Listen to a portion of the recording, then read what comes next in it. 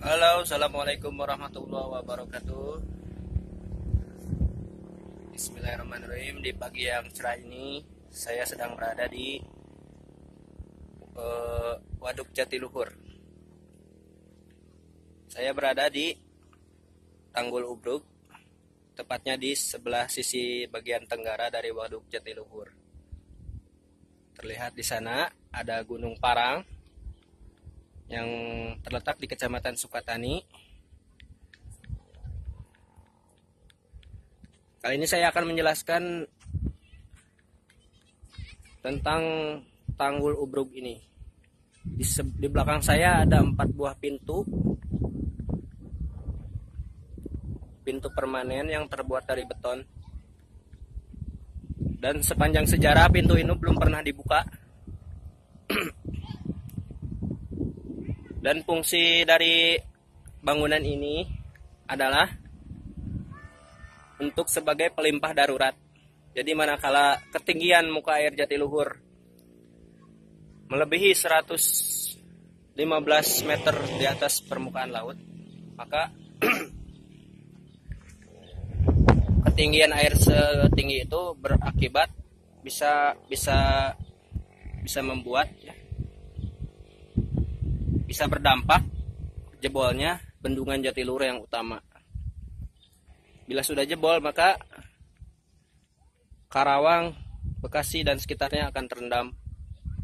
Oleh karenanya, untuk menurunkan tinggi muka air dalam batas TMA maksimal Jatiluhur, pintu inilah yang akan dibuka. Cara membukanya juga bukan seperti pintu biasanya, karena pintunya terbuat dari beton, yaitu dengan cara didinamit.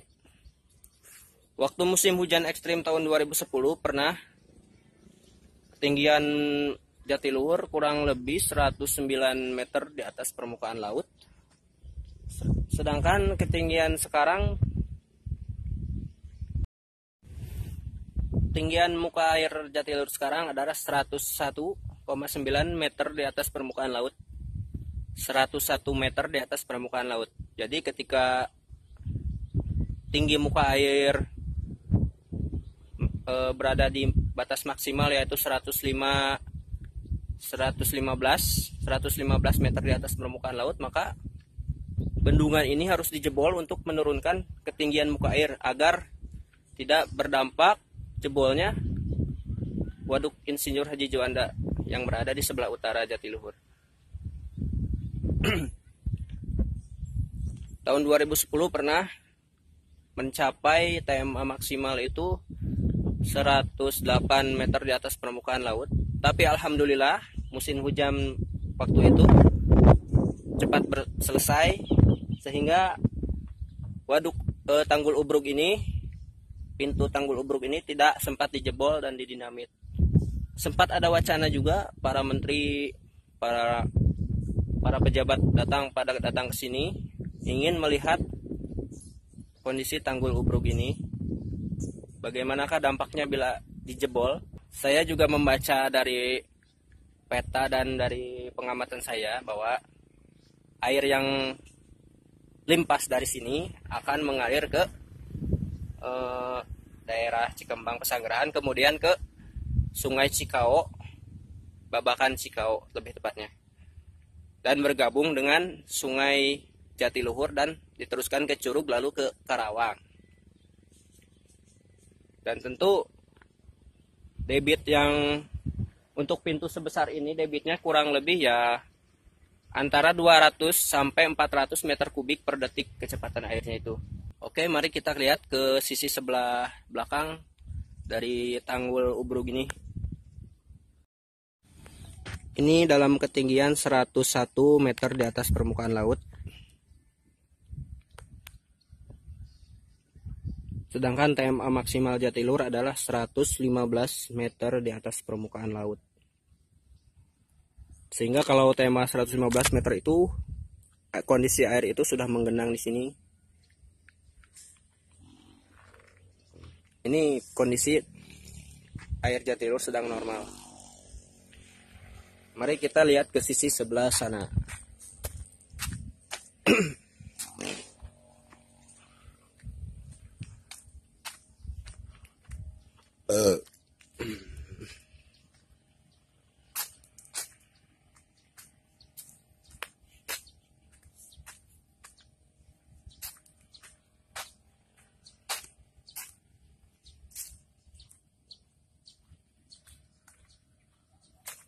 Untuk olahraga sangat indah sekali.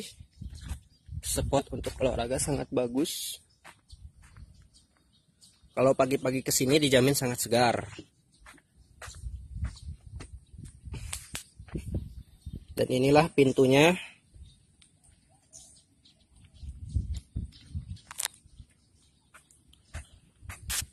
Maka untuk membuka pintu ini harus didinamit. Dan sepanjang sejarah belum pernah pintu ini dibuka, dijebol.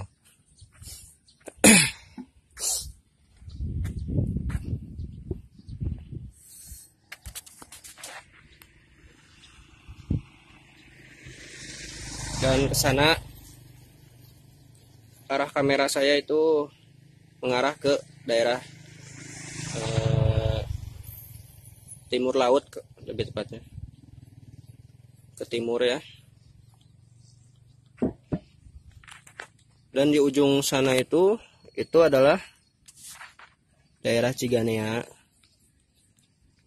Sedangkan air yang limpas dari sini dia akan berbelok ke arah Desa Kembang Kuning. Kemudian sebagiannya ada yang ke Selaeri.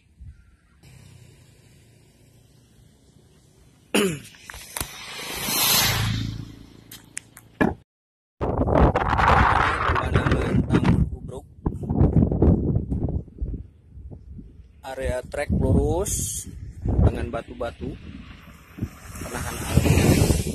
Terus cocok untuk lari pagi nih sini. Dan di sana ada Gunung Parang. Sana. Oke, sekarang saya berada di balik pintu dari Bendung Ubrug, Tanggul Ubrug ini.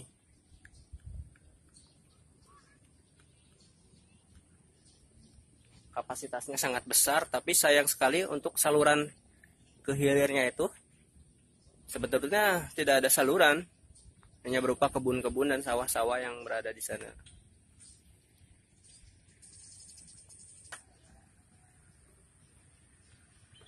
Bangunannya sangat orisinal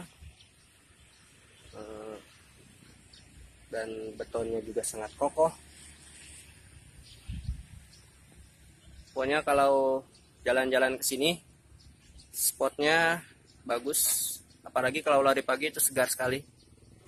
Dan di sana itu biasanya tempat syuting-syuting video klip tuh, tempat mojok juga. Banyak pohon-pohon miring.